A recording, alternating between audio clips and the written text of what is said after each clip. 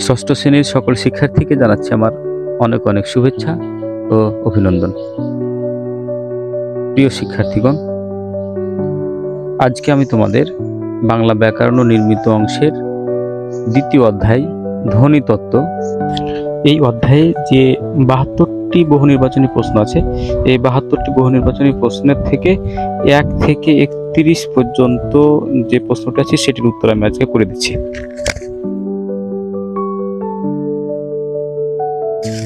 ১ নম্বর প্রশ্ন, ধ্বনির উচ্চারণে মানব শরীরে যেসব প্রত্যঙ্গ জড়িত সেগুলোকে একত্রে কি বলে? উত্তর ঘ, বাকযন্ত্র। ২ নম্বর প্রশ্ন, আমাদের শরীরের উপরের প্রত্যঙ্গগুলোর প্রধান কাজ কি? প্রধান কাজ হচ্ছে শ্বাসকার্য পরিচালনা করা আর খাদ্য গ্রহণ করা। উত্তর গ, ১ ও ২। ৩ নম্বর প্রশ্ন, বাকযন্ত্রের সাহায্যে আমরা কি উৎপাদন করি? উত্তর ক, ধ্বনি। ৪ নম্বর প্রশ্ন, বাকযন্ত্র তৈরি হয় ফুসফুস, শ্বাসনালী, স্বরযন্ত্র দিয়ে, স্বরতন্ত্র, জিভ, ঠোঁট, নিচে চোয়াল দিয়ে, দাঁত, তালু, গরনালী, মৎস্য ছাদা, চিবুক দিয়ে। উত্তর ঘ, ১, ২ ও ৩। ৫ নম্বর প্রশ্ন, যে বাকধ্বনি উচ্চারণের সময় ফুসফুস আগত বাতাস মুখের মধ্যে কোনোভাবে বাধাপ্রাপ্ত হয় না সেগুলোকে কি বলে? উত্তর ক, স্বরধ্বনি। ৬ নম্বর প্রশ্ন, কোন স্বরধ্বনি উচ্চারণের সময় বাতাস বাধাহীনভাবে একই সঙ্গে মুখ ও নাক দিয়ে বের হয়? এই ৬ নম্বর প্রশ্নের উত্তর এখানে দেওয়া নাই। ৭ নম্বর প্রশ্ন, স্বরধ্বনির উচ্চারণে কয়টি বিষয় বিশেষভাবে গুরুত্বপূর্ণ? উত্তর হবে খ, ৩টি। ৮ নম্বর প্রশ্ন, স্বরধ্বনির উচ্চারণে বিশেষভাবে গুরুত্বপূর্ণ বিষয় হলো জিভের উচ্চতা, জিভের অবস্থান, ঠোঁটের আকৃতি। উত্তর হবে ৩টি, ঘ, ১, ২ ও ৩।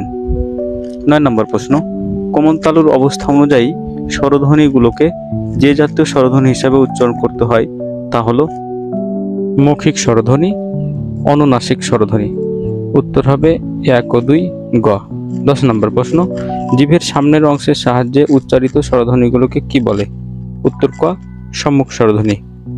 ১১ নম্বর প্রশ্ন, জিভ স্বাভাবিক অবস্থায় থেকে অর্থাৎ সামনে কিংবা পেছনে না সরে যেসব স্বরধ্বনি উচ্চারিত হয় সেগুলোকে কি বলে? উত্তর হবে মধ্য স্বরধ্বনি, খ। ১২ নম্বর প্রশ্ন, জিভের পেছনের অংশের সাহায্যে উচ্চারণ করতে হয় যে স্বরধ্বনি তাকে কি বলে? উত্তর হবে গ, পশ্চাৎ স্বরধ্বনি। ১৩ নম্বর প্রশ্ন, জিভ সবচেয়ে উপরে উঠিয়ে যে স্বরধ্বনি উচ্চারণ করতে হয় তাকে কি বলে? উত্তর গ, উচ্চ স্বরধ্বনি। ১৪ নম্বর প্রশ্ন, জিভ সবচেয়ে নিচে অবস্থান করে যে স্বরধ্বনি উচ্চারণ করতে হয় তাকে কি বলে? উত্তর খ, নিম্ন স্বরধ্বনি। ১৫ নম্বর প্রশ্ন, জিভ নিম্ন স্বরধ্বনির তুলনায় উপরে এবং উচ্চ স্বরধ্বনির তুলনায় নিচে থেকে যে স্বরধ্বনি উচ্চারণ করতে হয় তাকে কি বলে? উত্তর ক, উচ্চ মধ্য স্বরধ্বনি। ১৬ নম্বর প্রশ্ন, জিভ উচ্চ মধ্য স্বরধ্বনির তুলনায় নিচে এবং নিম্ন স্বরধ্বনি থেকে উপরে উঠে যে স্বরধ্বনি উচ্চারণ করতে হয় তাকে কি বলে? এটা হবে উত্তর ঘ, নিম্ন মধ্য স্বরধ্বনি। ১৭ নম্বর প্রশ্ন, ঠোঁটের অবস্থা অনুযায়ী স্বরধ্বনিগুলোর উচ্চারণে কয় ধরনের বৈশিষ্ট্য লক্ষ্য করা যায়? উত্তর গ, ৪ ধরনের। ১৮ নম্বর প্রশ্ন, স্বরধ্বনি তৈরির সময় হাঁ করার উপর নির্ভর করে যে স্বরধ্বনিগুলো গঠিত হয় সেগুলোকে বলে বিবৃত, অর্ধবিবৃত, সংবৃত। উত্তর হবে ঘ, ১, ২ ও ৩। ১৯ নম্বর প্রশ্ন, যেসব স্বরধ্বনি উচ্চারণের সময় ঠোঁট গোলাকৃত হয় সেই স্বরধ্বনিগুলোকে কি বলে? উত্তর হবে ক, গোলাকৃত স্বরধ্বনি। ২০ নম্বর প্রশ্ন, গোলাকৃত স্বরধ্বনি কোনটি? উত্তর ক, ওয়া। ২১ নম্বর প্রশ্ন, যেসব স্বরধ্বনি উচ্চারণে ঠোঁট গোল না হয়ে বিস্তৃত অবস্থায় থাকে সেগুলোকে কি বলে? উত্তর হবে খ, ওয়া গোলাকৃত স্বরধ্বনি। ২২ নম্বর প্রশ্ন, ওয়া গোলাকৃত স্বরধ্বনি কোনটি? উত্তর হবে গ, এ। ২৩ নম্বর প্রশ্ন, বাংলার সব স্বর হস্য, দীর্ঘ কোনটি নয়?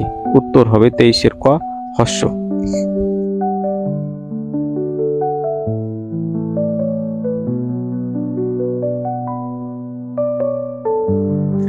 24 নম্বর প্রশ্ন, তালুর পেছনের অংশকে বলে?